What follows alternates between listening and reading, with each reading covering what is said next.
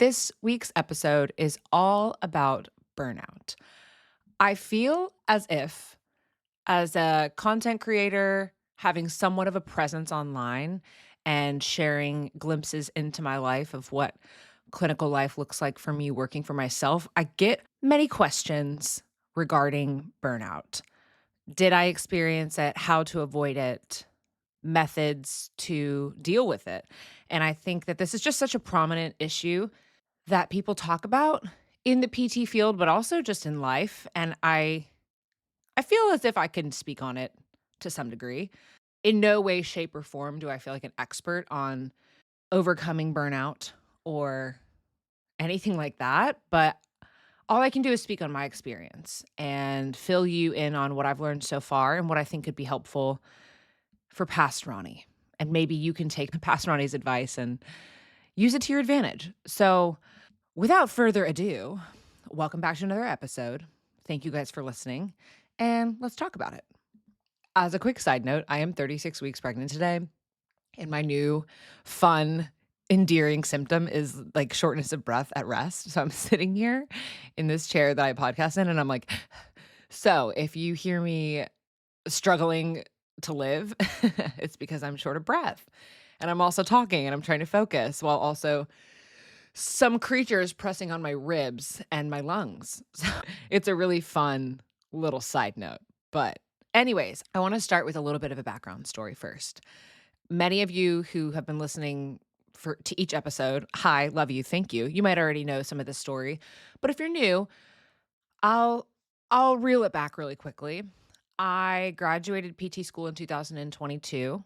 Was so excited to have a job that I thought that I would love. And I immediately started, I think I graduated in May, started working in June for this pretty big corporate PT company in Chattanooga. And I was just so stoked. You guys know the feeling, whether you're a physical therapist or not, you graduate from whatever schooling you did, whether it's your bachelor's, your master's, doctorate, and you're just so excited to start earning that paycheck. You know what I mean? You want to make some money and hopefully you are getting there by doing something that you love. So, was very thrilled. And I think it was a great fit for me, truly. It was a clinic where the only therapist was me and then the clinic director. And I think there were only 4 beds in there. So we could never be too busy.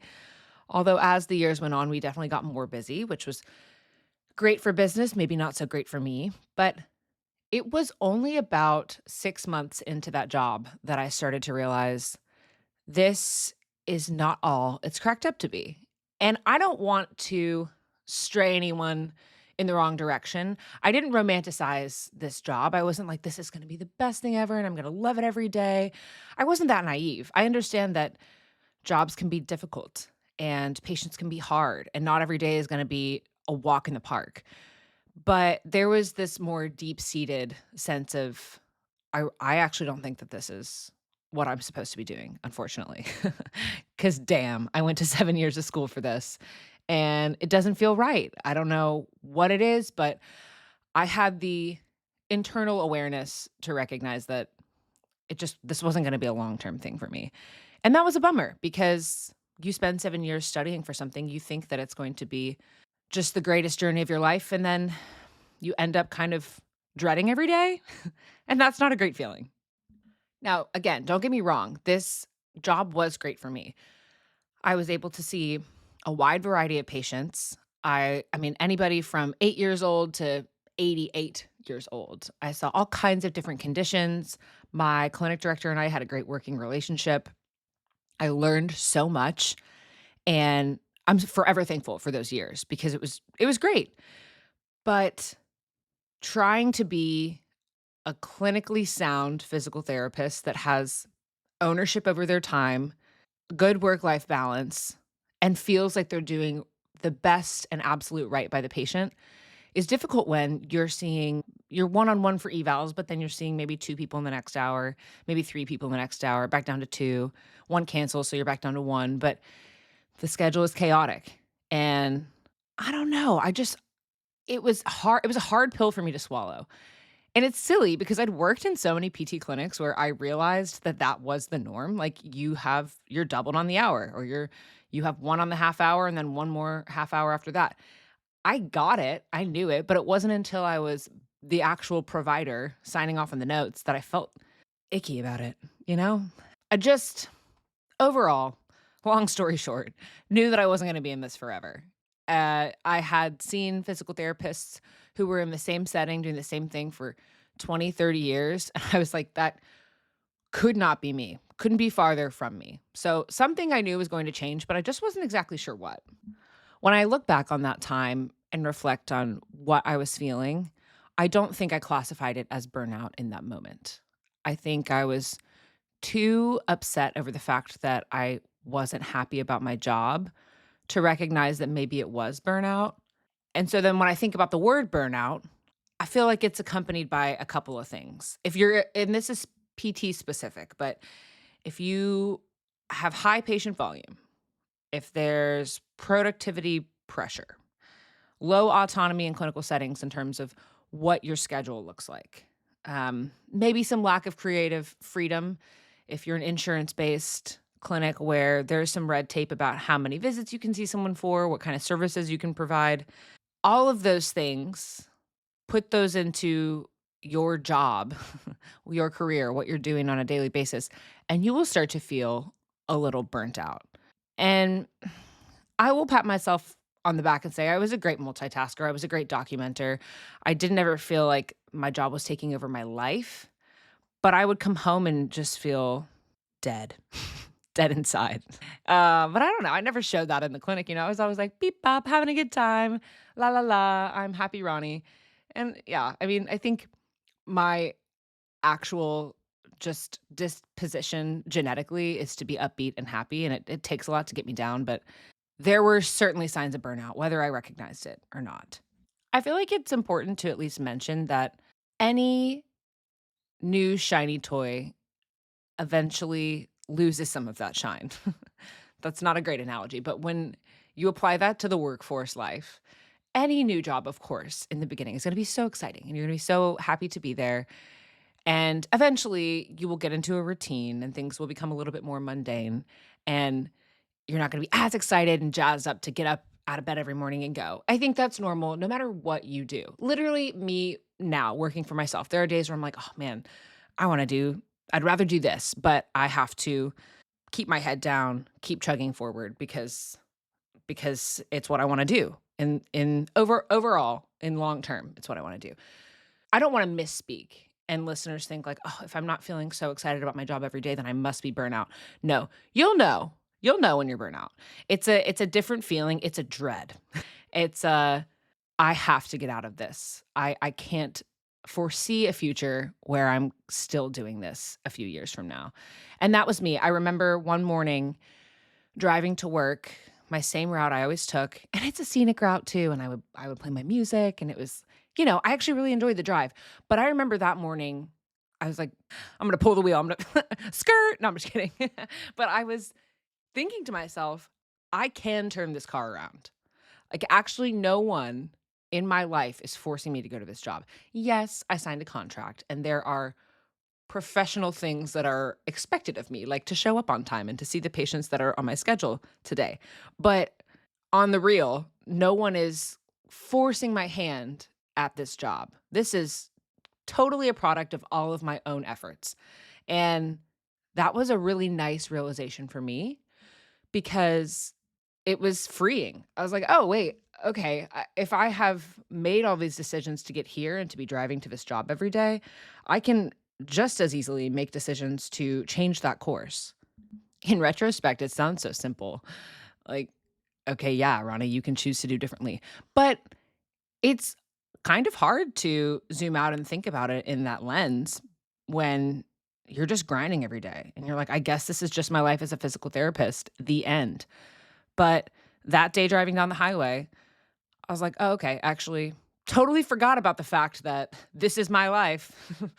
LOL. So, uh, that was a great moment for me, and I'm happy that it happened because I walked into work that day just almost with a different view on everything. Like, I feel like I was looking at the clinic differently. I was looking at my patients differently, and I was like, "Oh, I chose this, and I'm gonna choose to do something else eventually, and it's totally up to me. Like, no one's gonna force my hand in either direction.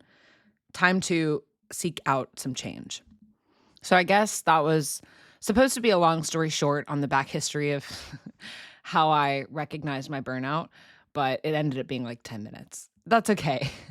Now I wanna talk a little bit about steps that I took in the kinda second year of me working in that clinic that gave me a little bit of reprieve from the feeling of burnout. I still knew deep down that I was going to get out of this high volume insurance-based life, but things that I think helped me and potentially could help you are number 1, having a mentor or a mentorship program, or just people that you can talk to that are in a similar boat.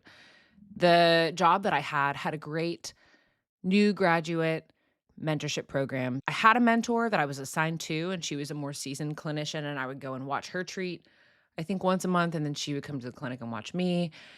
And I learned a lot from her, and it was just good to honestly be able to bitch about stuff that wasn't working well or kind of mull over difficult patient cases together. And it gave me more confidence in just my treatment overall. And then they also had new grad small group, basically mentorship sessions, but every month, I think we would meet and go over different body parts, different cases, practice on each other. And it was a great way to just continuously refine our clinical skills, but also meet other people that were going through the same thing as us, same thing as me. And I don't know, developing that sense of community is crucial. If you are feeling burnt out or feeling doubtful about your career choice, and then you're also going at it completely alone and not talking to anybody about it or not being exposed to anybody else in kind of the same boat as you, I think that just compounds those uncomfortable feelings 10x. Secondly, I think year 2, I was a little bit more strong-handed in my handling of my schedule. So, I know that you are allowed, if you have a commercial-based insurance, to be tripled, doubled, whatever. But I told my front desk person after some months of working, "Hey, don't triple me unless it is absolutely god awfully necessary." And even in that case, please let me know prior to. So I don't think ever really seeing 3 people at a time unless she was on the phone, she had someone on hold, she waved me over and she's like, "Hey, Miss Janice can only come in at 2 o'clock, but you've got Bob and Sue also. What do you think?" And then from there, I would say yes or no. And that really helps a lot because then you're not sweating leading up to that hour like, "Oh my god, how am I gonna see these 3 people? Get a good subjective, do good work, hands-on treatment, make an actual difference, hope that they learn something before they leave." There's no way. There's just no way. So, being as picky as you can with your schedule, obviously, it is a company that you're working for, and the company needs to make money, and you're going to need to be productive. But if you can have somewhat of a say over what your busy schedule looks like, I think that'll give you some peace of mind. I also think being really good, and I mentioned this earlier, at documenting in a timely manner and not letting work override your entire life will be crucial because not everybody's going to want to start their own clinic. Like, I didn't want to start my own clinic. Let me be so clear. That was never in the plans for me. Not even, only in the past year and a half was this ever an idea of mine. And you can totally make working an outpatient or working in whatever setting you're working in work if work doesn't infiltrate every other aspect of your life.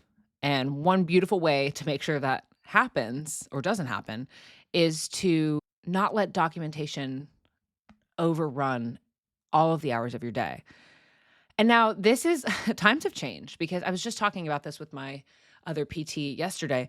AI note taking was not a thing even just a year ago. I think maybe it was just coming out about a year ago. And so all of the documentation that I was doing in my corporate job was hands on, tip tapping, typing on the keyboards.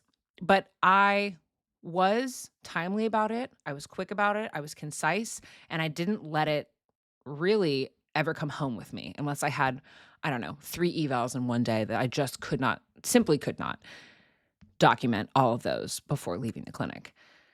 And I kinda had a hard and fast rule with myself. Like, let's say my day was supposed to go from 8 to 6, and I'm there until 6:15 documenting. That's it. I'm not staying until 7 o'clock to finish documents. I have stuff to do. I wanna go to the gym. I wanna go home and see my husband. I wanna cook dinner. And those are the things that are outside of work, and work doesn't need to interfere with that. Finish your documentation the next day, or get faster at it, get better at it, whatever it takes.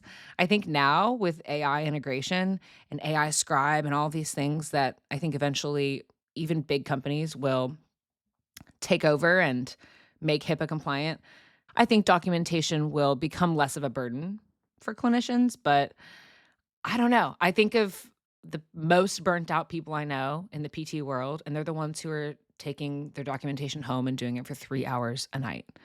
That's just ridiculous. I mean, at that point, you are working like 12 hours a day. And by the way, they're not paying you for that documentation time. So don't do it. Don't do it. All right, next little piece I think that helped me is finding continuing education courses that are fun. And part of the fun for me was getting to travel. I did a dry needling course in Nashville over St. Patrick's Day weekend, which wasn't really relevant because I didn't really get to go out and do anything fun. But my husband came with me. We met up with some friends for dinner. I would go to Atlanta and do other courses. And if you're somewhat of a nerd like me, kind of nerding out on different subjects and things that you're interested in can revive your love of the profession in a way that just regular day to day practicing with patients can't. And I just loved the continuing ed. And I just loved the continuing ed courses. I just getting to meet other PTs from different areas, learn the way that they're treating that kind of vibes a little differently from what you normally do. It's just fun. It you I remember leaving those classes and being like, "Oh my gosh, I can't wait to try this on Monday." And I don't know, maybe that's dorky of me, but I think all of us go into it for a little bit of the love of the creativity of the profession. And you can certainly get stuck in a rut when you're treating 15 patients a day of kind of giving people the same stuff because you don't have time to be creative. But taking the time over a weekend to relearn things and look at things from different angles, it's just it's just fun. So take advantage of that continuing education. Now I have to pay for it out of pocket because Rehab with Roni doesn't do free PT courses, and that's okay. But gosh, I probably took in my almost 2 years of being employed with my corporate job, I think I took 5 or 6 continuing ed courses. I was just like drinking from the fire hose. I was like, "Give it all to me. I love it." I have 2 more little points of things that I think helped me. Uh, Second to last, not every patient is going to get better, and it's not your fault. I think as physical therapists, we tend to have this nurturing nature and perfectionist nature where we want every case that we see to improve in this linear way and have all of the success be because of us. At least that's me or was me. And it is such a burden lifted from your shoulders when you realize that healing is nonlinear and patients are complex, humans are complex, and there's a lot of things going on. And as much as you care about this person and you want them to live their life to the fullest and be out of pain, recognizing that it's not your fault if they don't get better is paramount. I remember nights where I would toss and turn. I used to struggle a lot with sleeping, and I think part of it was the stress of the job and the stress of me feeling personally responsible for making sure that these people got better. But when you're seeing somebody for 1, 2 hours a week alongside a few other patients in that same hour, yes, exercise can help them and your education and your hands-on treatment can make a difference, but not enough of a difference to change their life for the most part. And that's not your fault. That's not what PT is. I think I just thought I was going to be some miracle worker.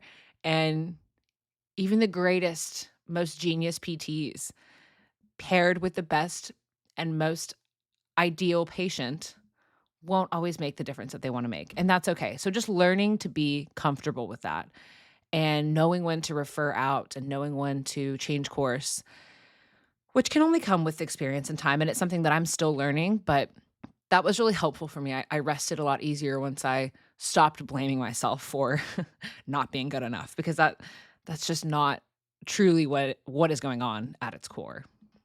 And then lastly, as previously mentioned, not everybody's going to want to start their own business. It's a shit ton of work and lots of time and effort has to go into it and not not everybody wants to do that. Like I didn't want to do that. I just felt as if I had no other choice. But if you are in a similar boat as me where you still really want to treat patients, but you can't foresee how working for another company is going to fulfill that need, and maybe you're a little bit of a control freak, maybe a little type A, maybe a little don't like people telling you what to do, that all those things are me. If you have tried all these other methods that I've already explained and you're still feeling dread towards your work and you're not feeling work-life balance, maybe it's time to make a change. And I don't think that change is a bad thing. I think sometimes PTs put themselves in a box and they're like, I'm going to do outpatient orthopedic. I'm going to do pediatrics. I'm going to be a chiropractor who works on craniosacral, and that's it. And that's what I'm going to do. And the end. But you're allowed to change. Samuel L. Jackson, he I don't think started acting until his late 30s and wasn't in a movie that debuted until his 40s. Okay? So I'm sure he was doing a lot of other stuff before then, and then he made a change. And I think not being afraid to change course is huge. Just because you hung your hat on one pillar of the profession 5, 10 years ago doesn't mean that you just have to keep it there. You can move, you can change. Totally fair, totally valid. I think it's a good thing to do. So, if you're feeling called to change, or in my case, sort of forced, then I think it's a good idea to explore options. For me, that looked like seeing people outside of my clinical hours that were more fitness athletes. I started seeing CrossFitters. I started my own little mini practice in my upstairs guest room. And from there, I was able to visualize the positive trajectory that could take place with this business if it kept going like this. And that got me excited. That got me like, wait, think of all the possibilities. These are things I never thought of before. It could look like you becoming a fitness coach. It could look like you volunteering in another healthcare field. It could look like you starting your own personal training business or going back to school to I don't know. I don't know what the other life paths would look like, but for me, it was continue being a PT, but do it in a way that makes you feel comfortable. And it was super uncomfortable for a while because I didn't have steady income. I didn't have a patient list. I didn't have anything, but I wouldn't go back and change any of it. I'm so glad that I am where I am today because of all the previous experiences that led me here. I've learned so much because of it. So burnout can take you a lot of different places. I think if you implement some of the things that we've talked about over the past 20 minutes, it can be managed so much better. But if it's not something that you think you can manage, and if it's something that you think is going to drive you out of the profession entirely or into a different facet of the profession, well, then good. Recognize that and realize that you can be that person driving down the highway that decides to turn their car around. It's totally possible and it's totally doable because I did it. All right. I feel like this was a little bit of a whirlwind of an episode. I covered a lot. I think I could probably talk on this subject for another 2 hours. But in an effort to keep these short and sweet episodes, short and sweet, this is where I'm going to end it. I think last thing I want to touch on is just for those of you who are feeling burnt out, you're certainly not alone. Just judging based off of the emails, the DMs, the messages that I get from my followers, I know that it's I don't wanna say an epidemic, but it's common, and it's not commonly talked about in PT school.